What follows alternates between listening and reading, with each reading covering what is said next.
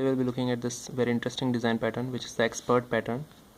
So this pattern improves cohesion. Cohesion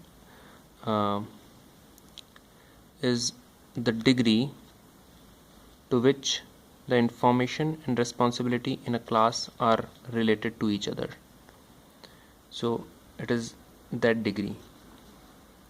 So let's say this is a sale class which represent all the sales happening in a store, and the sales line item represents sale of a particular line of items, particular product,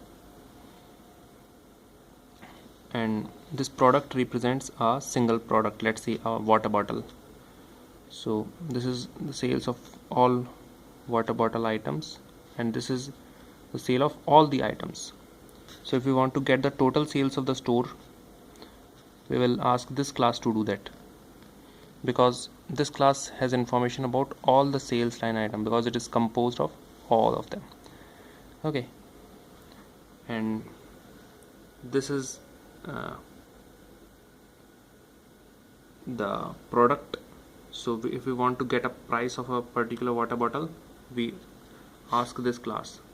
If we want to get subtotal of all the water bottle sales, then we ask this class. If we want the total of all the sales, we ask this class. So asking means we define this get total method in this class. So get total is basically a method. Similarly, these are also methods. Okay, these come here. So okay, next thing is, so give responsibility to the information expert.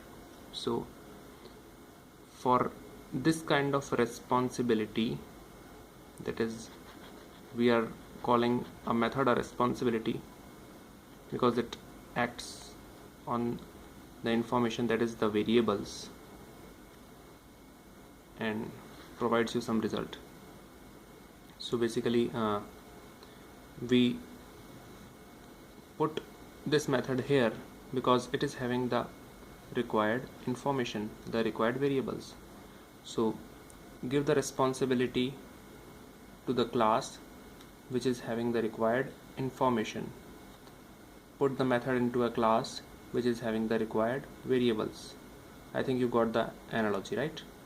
So this is the expert design pattern. So hope you understood. Thank you, friend.